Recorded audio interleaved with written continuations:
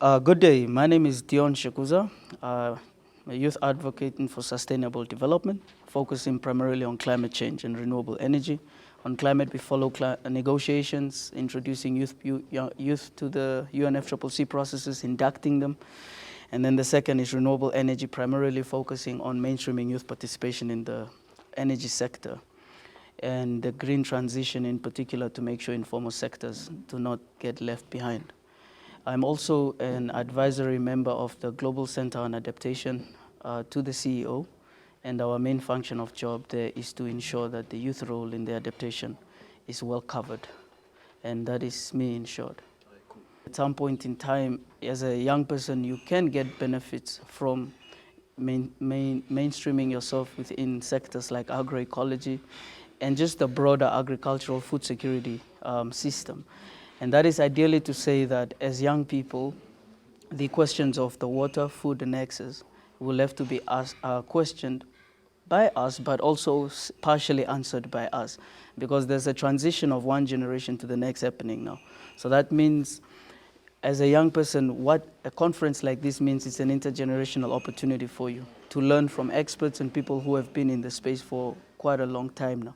And they could introduce a young person, mentor and guide, to also understand which entries of point or point of entries are existing within the agroecology sector for a young person. If they were to wake up and decide, I want to be active in this sector, where do I start? I think this first Youth African Food Summit is primarily speaking to those aspirations of personal development while making sure that you meet your food and water and energy needs.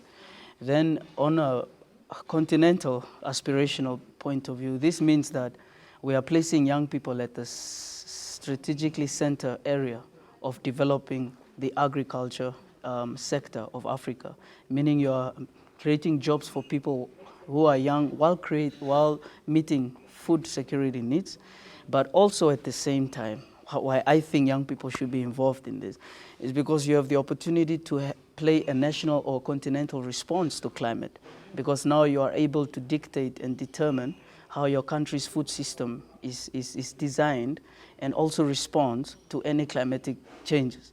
And these are opportunities that I think young people don't get a lot, because when it comes to climate, they enter it in like an array, a lot of different areas, and they try to mix everything. Today they are planting trees, tomorrow you're picking up waste, the next day you're talking about something, and then the day before that you're working on some wetland conservations. And I think agroecology then makes it easily predictable for young people to find themselves employment, empowerment, and also engagement. So for me, I think what this means is it's an opportunity for you as a young African to actually decide what you want to eat, where that food is coming from, and how that food is grown.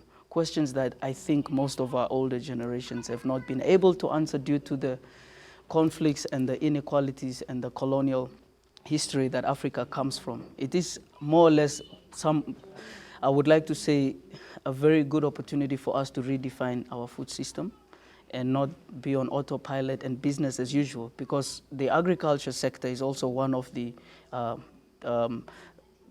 largest contributors to the climate problem because of the greenhouse gas emissions that are coming from, whether it's land use change, livestock, through the various farming activities that we carried out with them. And I think Africa is not really considered a clean agriculture sector. We've rather considered getting food and some type of feeding from the agriculture sector, as opposed to looking at how we reduce on the inputs that we utilize and also maximize on the nutritious value of these food types. So I think we must be cognizant of the science that comes with changing and forming habits. If you look at neuroscience, it's clear as to how long a human being takes to form a habit. Once we understand these basics, we now set a program to say if we engage youth for a maximum amount of time that is in line with the scientific principle of how you've influenced somebody's mind, it may be a bit more easier than simply just putting information on leaflets and going out there and telling them you can actually become a millionaire. I think we should touch to the national needs of the country, continental aspirations, and then explain to the youth how they play a role in the continent and their countries meeting those objectives. and perhaps empathize with the poverty that's happening in the continent. Expose these young people to how other continents are solving their food problems and how the community is actually at the center of growing food in many parts of the developed world.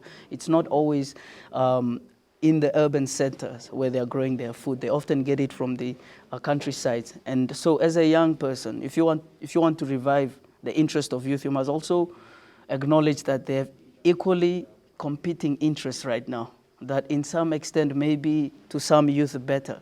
So therefore, we need to work twice as hard to not only just catch their attention. It's one thing to catch their attention, but it's another to keep them consistently engaged.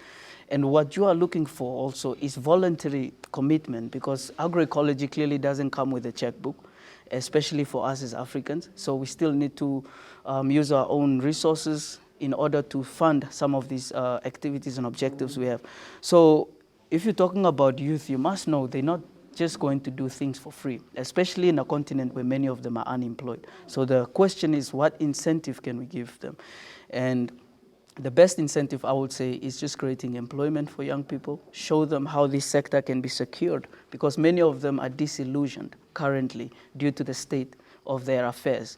They don't believe in a potential future, and many are missing out on the conversations their governments are currently having on potential projects. So they sit there very hopeless and assuming that there's nothing good coming.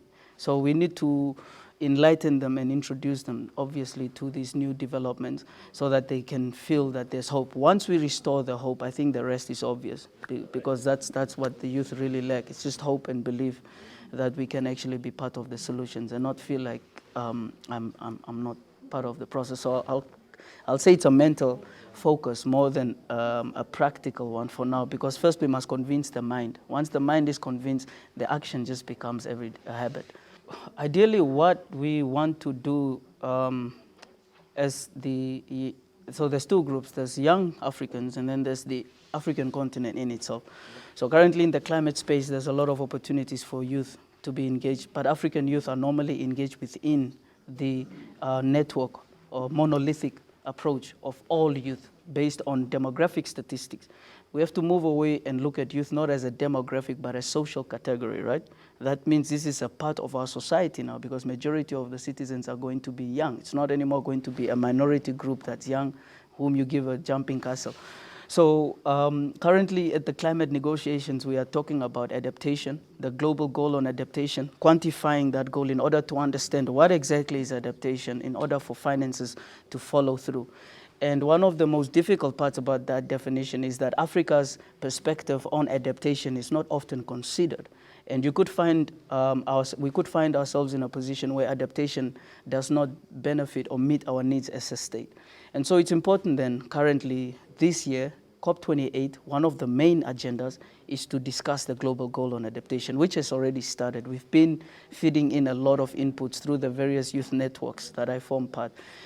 But ideally, at the end of the year, we want to see two things in that adaptation outcome: a youth-friendly outcome that at least recognizes the special circumstances and needs of young Africans in particular, because adaptation is really an African challenge. And then on top of that, you also want an African-friendly adaptation outcome that actually takes into account the vulnerability of African nations without expecting them to also cover or pay for these adaptations, because many of us now have to take money from our budgets, which was meant for social development, to respond, for example, to drought.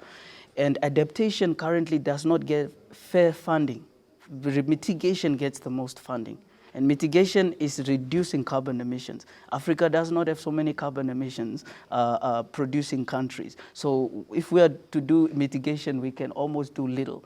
But if we talk about adaptation, we have quite a lot where money is needed to go support. For example, you're looking at flooding. It's been happening quite a lot as of late. Southern Africa in particular has also been identified to get hotter and drier according to the Intergovernmental Panel on Climate Change. While other regions will be getting wetter, we would probably getting drier. So that means if you take into account the projections of the Intergovernmental Panel on Climate Change, they're saying they cannot project the world under 1.5 degrees Celsius any longer. We have passed that. We are now at 1.1 degrees threshold. What does that mean for us as Africans? It means moving forward, adaptation is going to become more costly. And if these outcomes do not speak to our realities and recognize then what we tried to put in the COP outcomes last year, which was Africans wanted the COP to recognize Africa's special circumstances. It was not recognized. So that means we are treated just almost like any other continent, even though we contribute the least and also get the most impacts of the climate challenge.